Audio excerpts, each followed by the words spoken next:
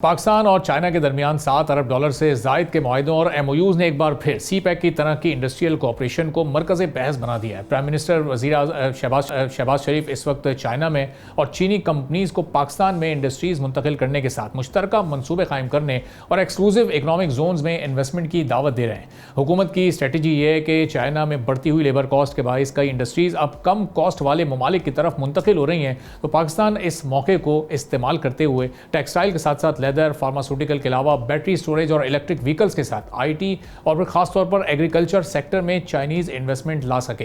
Reports के मुताबिक मुआहदे खासतौर पर बैटरी एनर्जी स्टोरेज के साथ रीन्यूएबल एनर्जी और ईवी चार्जिंग के अलावा फार्मास्यूटिकल, मैन्युफैक्चरिंग और आईटी सेक्टर और फिर एग्रीकल्चर वैल्यू एडिशन से मुताल्लिक हैं। अब इसके लिए हुकूमत कराची में 6000 एकड़ पर मुश्तमिल एक्सक्लूसिव इकनॉमिक जोन को चीनी इन्वेस्टमेंट के लिए मरकजी हब बनाना चाहती है, जहां वन विंडो ऑपरेशन के साथ जदीद इंफ्रास्ट्रक्चर और लॉन्ग टर्म लीज ऐसी सहूलत फराहम की जाए।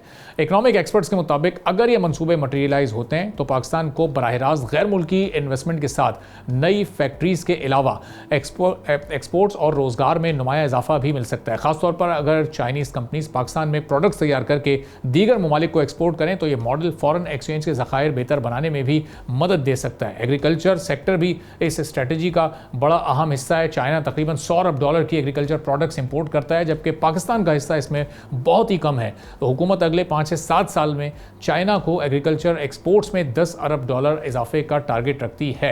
अब ये सब कुछ मुमकिन कैसे हो सकेगा, इस पर हम गुफ्तगू कर अजीब साहब साबिक मुशीर हैं वज़ारत ख़जाना के, हमारे साथ मौजूद हैं। खान साहब, बहुत शुक्रिया प्रोग्राम के लिए, आपने वक्त निकाला। अब सितंबर 2025 में भी एक डेलीगेशन गया था, बहुत बड़ा डेलीगेशन था, $4-6 अरब के, वहाँ पर एमओयू साइन हुए, लेकिन वो मटेरियलाइज अभी तक तो नहीं हो सके, कोई ख़ास इन्वेस्टमेंट नहीं आई। अब ये एक बार फिर $7 बिलियन एक बड़ा फिगर कोट किया जा रहा है गवर्नमेंट लेवल पर, तो अब ये मटेरियलाइज हो सकेंगी चीज़ें? पाकिस्तान ने जो सिफारती कामयाबियाँ हासिल की हैं, अब ये हमें इकनॉमिक फ्रंट पर इस वक्त नज़र आएंगी कन्वर्ट होती हुई? बिस्मिल्लाहिर्रहमानिर्रहीम। एक तो बात याद रखिए कि जितना हमने इंफ्रास्ट्रक्चर में चाहे वो रेल रोड लिंकेज हो, गवादर पोर्ट हो, वो हमारी स्पेशली एनर्जी सेक्टर हो, जो इन्वेस्टमेंट प्लस डेट पिकअप किया है चाइना से, उसकी रीपेमेंट को या उसको मोनेटाइज करने के लिए हमें किसी तरह तो आगे बढ़ना है। आपको ये भी मालूम है कि अभी हमने एक पांडा बॉन्ड भी वहाँ पे किया है। सो अब असल बात तो ये है कि क्या हम ये ट्रांजिशन कर सकते हैं जिसमें हम जो इंफ्रास्ट्रक्चर है वहाँ से मूव करके वाकई ही मैन्युफैक्चरिंग में या एग्रीकल्चर में चले जाएं, और उनसे मैन्युफैक्चरिंग के क्या सेक्टर्स हैं जिनमें हम ये काम कर सकते हैं, प्लस माइंस एंड मिनरल्स में कोई काम किया जा सके उनके साथ। अब स्टोरी जो है जो हम लिखना चाह रहे हैं वो ये है कि चाइना का जो लेबर है, मैं आपको एग्जैक्ट कॉस्ट दे देता हूँ। एक हमारी कॉस्टिंग जो पाकिस्तान गवर्नमेंट ने की है, मेरा ख्याल है वो है कि $500 वहाँ का लेबर कॉस्ट है महाना की बुनियाद पर, हमारी है $150 की। सो अगर आप ये एडवांटेज उनको देना चाहें, so that's one advantage you can offer that. फिर ये है कि यहाँ से कनेक्टिविटी करके आप उनको कहें कि सामान वो कहीं आगे ले जाएं, अरेबियन सी के थ्रू मिडल ईस्ट ले जाएं, ये भी आप कर सकते हैं। फिर ये जो इंफ्रास्ट्रक्चर है, इसके अलावा जो स्पेशल इकोनॉमिक जोन्स हैं उसमें अगले चंद साल तो आपकी मराहत रहती हैं। ये भी आपको मालूम है कि IMF के तहत आप वो मराहत जो है फिर वो ख़त्म कर देंगे। सो उसमें कुछ अपॉर्चुनिटी है, ट्रांसपोर्ट, लॉजिस्टिक्स, रेल कनेक्टिविटी, अभी भी ML2 की बात आपको पता है हो रही है, वो कायम है। अब आपने कभी सुना है कि पाकिस्तान का कोई टेक्सटाइल वाला जो है, वो टेक्सटाइल का इतना काम करते हैं चाइनीज, कि उसके साथ कोई जेवी हुआ हो? सो ये एक अपॉर्चुनिटी है। फार्मास्यूटिकल में भी अपॉर्चुनिटीज हैं कोलैबोरेशन की। इलेक्ट्रॉनिक्स में बहुत अपॉर्चुनिटी है B2B। सो ये सारी जो है, जैसे बहुत से इलेक्ट्रॉनिक जो पाकिस्तान में बिकते हैं, ये चाइना असेंबल्ड हैं या चाइनीज यहाँ लाकर असेंबल करते हैं, पर हो ये रहा है कि ये सिर्फ पाकिस्तान में ही बेची जा रहे हैं। So how do you move this into a bigger market where you can sell it outside Pakistan, re export to China और sell to the world? Now China की तो बहुत बड़ी एक्सपोर्ट है मिडल ईस्ट में इलेक्ट्रॉनिक्स की, तो क्या आप उसका पार्ट बन सकते हैं? देखिए ना, खाली लेबर का सस्ता होना इज नॉट एन एडवांटेज। आपको अपनी एनर्जी की एफिशिएंसी, आपकी ग्रिड मॉडर्नाइजेशन, फिर इसी तरह जो लॉजिस्टिक्स जिसने कैरी करना है, ठीक है, गवादर ये पोर्ट बन सकता है, इधर से आप आगे चल सकते हैं। सोलर मैन्युफैक्चरिंग, हम एरियाज देखने की कोशिश कर रहे हैं ना, हमने सारा सोलर वहां से मंगवा लिया। Battery storage, electric mobility ecosystems, पूरे पाकिस्तान का एक इलेक्ट्रिक मोबिलिटी इकोसिस्टम बनना है। ये वो सारे एरियाज हैं जिसमें हम उनसे कर सकते हैं। चाइना को कुछ टैरिफ प्रेशर्स हैं, राइजिंग लेबर कॉस्ट हैं, और उनकी जो सप्लाई चेन की डाइवर्सिफिकेशन हो गई है और बहुत सा कुछ वियतनाम चला गया है। आप ये चाह रहे हैं कि एक low cost manufacturing base offer करें उनको, a gateway to Middle East, Central Asia and Africa offer करें, और एक एक्सपोर्ट प्लेटफॉर्म ऑफर करें। पर बात तो वहीं आके रुकेगी ना, आपकी पॉलिसी कंसिस्टेंसी क्या है, आपकी सिक्योरिटी क्या है, रिलायबल एनर्जी क्या है, लॉजिस्टिक्स एफिशिएंसी क्या है, टैक्स प्रेडिक्टेबिलिटी क्या है। 54% इस वक्त टैक्स है आपके मैन्युफैक्चरिंग पे।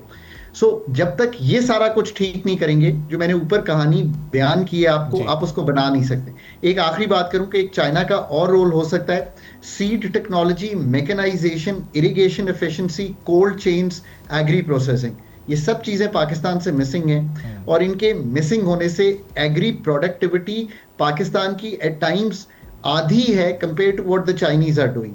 और इन सब को ठीक करने के लिए हो सकता है कि चाइनीज इंटरेस्टेड हो आप उनसे। अब हमने टेक्नोलॉजी ट्रांसफर करनी है चाइना से, हमने एक्सपोर्ट बेस्ड इंफ्रास्ट्रक्चर उनके साथ बिल्ड करना है, और मैनेजरियल नो हाउ, जैसे मैंने एग्रीकल्चर का जिक्र किया, लानी है। हमारा सीपेक, जिसको 1-2 मुझे नहीं पता क्यों कहते हैं, हमने 23-25 अरब डॉलर की उनसे डेट उठा लिया है। इसको वापस करने का किसी ने सोचा ही नहीं कि ये कैसे होगा सब कुछ।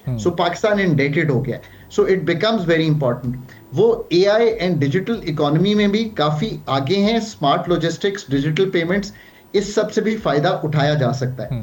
पर ये सब तभी मुमकिन है जब हम अपना घर ठीक करेंगे। अरबाब, आप जितनी मर्जी दफा मुझे इंटरव्यू कर लो, इन दी एंड बात वहीं आके रुकेगी कि regulatory hurdles, ease of doing business, Pakistan की टैक्सेशन, एनर्जी की हाई कॉस्ट, लॉजिस्टिक्स की वीकनेसेस, ये सब जब तक ठीक नहीं करेंगे, ऐसा बजट नहीं प्रेजेंट करेंगे कि ये सब कुछ ठीक होता हुआ दिखाई दे, तो ये सब बातें ही रह जाएं। सही। और खान साहब, जाहिर है ये सारी वो डिमांड्स हैं जो हमारी इस वक्त बिजनेस कम्युनिटी की भी हैं। ये जो बजट प्रपोजल इस वक्त जमा हुए हैं वो सब यही लो कॉस्ट मांग रहे हैं, वो पॉलिसीज़ में ईज़ मांग रहे हैं, वो जो टैक्सेशन है उसके निज़ाम को थोड़ा ठीक करना चाहते हैं, सुपर टैक्स को एबॉलिश करना चाहते हैं।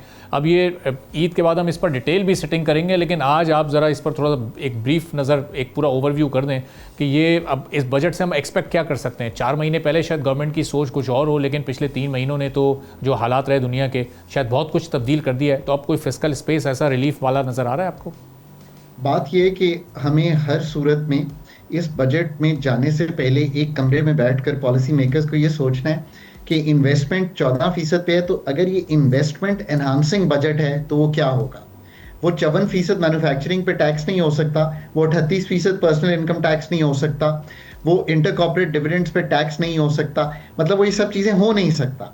वो विदहोल्डिंग रिजीम, वो इन रिजीम्स में रह के वो हम मुल्क को नहीं चला सकते। अगर ये बात दुरुस्त है और थोड़ी देर के लिए आप ये बात मान लेते हैं मेरी कि ये ऐसे ही है ये स्टोरी, तो फिर वो स्टोरी आपने क्या लिखनी है जिसमें आप एक रीशेप कर रहे हो ये सारी टैक्सेशन को। उसके लिए पहले तो आपको ये सारा एक फ्रेमवर्क बनाना पड़ेगा, और फिर आपको बताना पड़ेगा कि अगर आप जीएसटी भी 18% से कम करने की एक, और सुपर टैक्स को भी, और ये सारे टैक्सेस को एक 3 से 5 साल मंसूबा ही बताते हैं, तो वो क्या एग्रीकल्चर इनकम टैक्स है, वो क्या लैंड वैल्यू टैक्स है, वो क्या सेल्स टैक्स के गैप्स हैं जो आप पूरे करने जाएंगे एनफोर्समेंट से भी और प्रॉपर मेजर से भी, कि वो आप कर सकें। और आखिर में ये कहूँगा, सब्सक्राइब करें और बेल दबाएं ताकि कोई खबर रह न जाए।